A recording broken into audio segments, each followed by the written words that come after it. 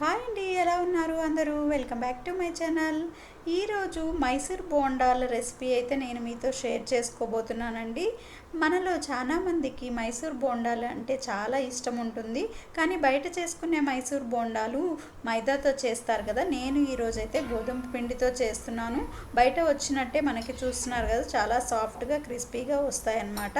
అయితే వీడియోని ఫుల్గా వాచ్ చేయండి. నేను ఏమేమి ఇంగ్రీడియంట్స్ యూస్ చేశాను అనేది please watch full video. And మీకు నచ్చినట్టయితే లైక్ చేసి అండ్ సబ్స్క్రైబ్ చేయండి.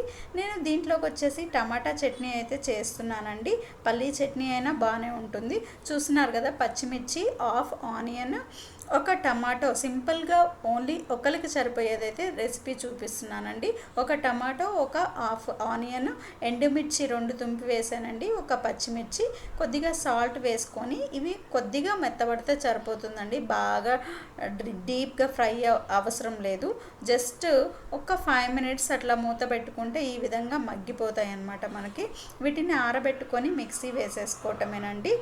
టమాటా పచ్చడి అనేది తాలింపు పెట్టుకుంటే మంచి టేస్ట్ వస్తుందండి. తాలింపు కోసము ఒక స్పూన్ ఆయిల్ వేసుకొని దాంట్లోకి చిన్నులపాయలు అయితే 2 వేస్తున్నానండి. చిన్నులపాయలు తింటే హెల్త్కి మంచిది కాబట్టి డైలీ 1-2 తింటే మంచిదండి. ఎండుమిర్చి వేసాను, తాలింపు దినుసులు వేసుకుంటున్నాము.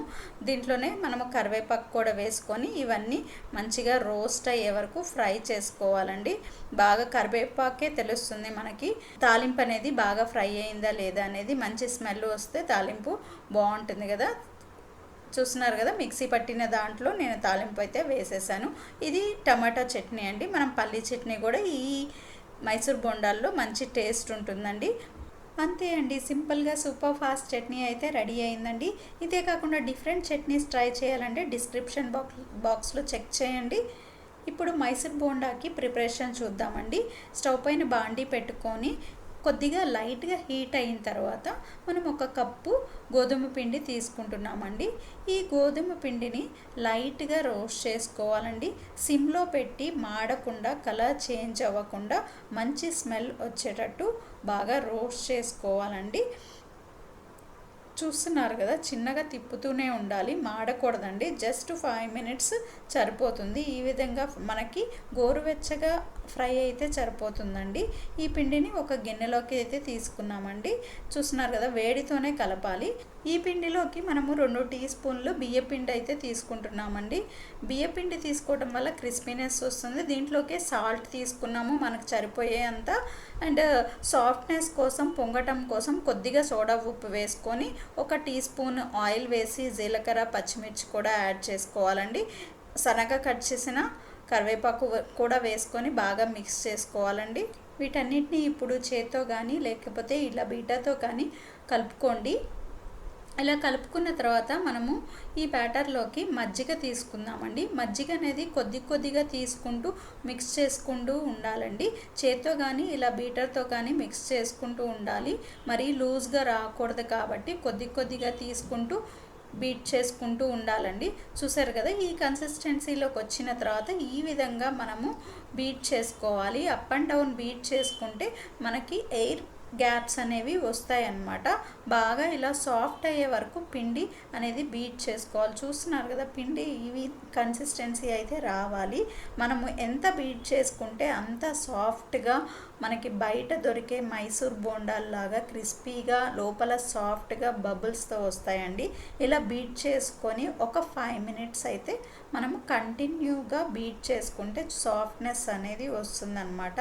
చూస్తున్నారు కదా, నేనైతే 5 మినిట్స్ దాకా బీట్ చేశాను. చూడండి, పిండి సాఫ్ట్ అయ్యింది. ఈ కన్సిస్టెన్సీ ఉండలాగా పడాలన్నమాట. మనం దీన్ని హాఫ్ అన్ అవర్ అయితే మినిమం నానబెట్టుకోవాలండి. ఇది రేపు మార్నింగ్ కోసం అయితే ఈ నైట్కి ప్రిపేర్ చేసి పెట్టుకొని ఫ్రిడ్జ్లో పెట్టుకుంటే బాగా నానుతాయి.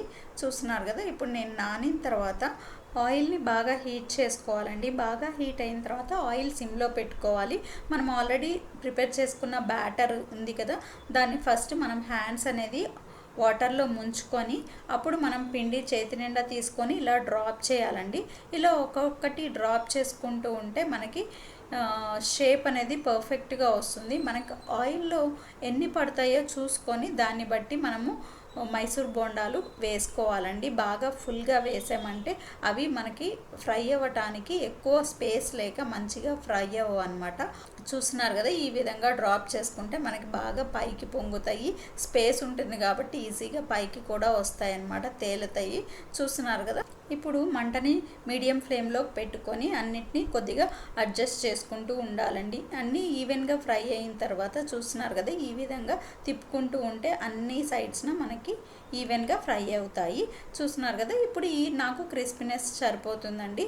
ఈ విధంగా రెడ్డిష్ కలర్ వచ్చిన తర్వాత మనము వీటిల్ని ఒక చిల్లుల దాంట్లోకి తీసుకుంటే మనం ఆయిల్ అంతా సపరేట్ అవుతుందండి. తీసుకొని ఒక పక్కన పెట్టుకొని నెక్స్ట్ బ్యాచ్ వేసుకోవాలండి. ఈ విధంగా అంత సింపుల్గా మనకి ఇంట్లోనే మైసూర్ బోండాలు రెడీ అయిపోతాయండి. ఇలా అన్ని మైసూర్ బోండాలను వేసేసుకొని మనం తయారు చేసుకున్న చట్నీతో సర్వ్ చేసుకుంటే చాలా టేస్టీగా ఉంటుంది. పిల్లలు కూడా బయట ఫుడ్ అడగరండి, చాలా ఇష్టంగా తింటారు. మనం ఎప్పుడో ఒకసారి వెరైటీగా ఈ విధంగా ఇంట్లోనే మైసూర్ బోండా చేసి పెడితే వాళ్ళకి బాగా నచ్చుతుందండి. మీరు కూడా తప్పకుండా ట్రై చేయండి. అండ్ మీకు ఈ ప్రొసీజర్ నచ్చితే ఎలా వచ్చిందో మీరు కూడా ట్రై చేసి తప్పకుండా కామెంట్లో నాకు షేర్ చేయడం మర్చిపోవద్దండి. చూస్తున్నారు కదా, చాలా క్రిస్పీగా వచ్చినాయి. లోపల కూడా సాఫ్ట్నెస్, మనకి బబుల్స్ లాగా బాగా ఎయిర్ గ్యాప్స్ బాగా ఫామ్ అయినాయి. చాలా సాఫ్ట్గా ఉంటుందండి.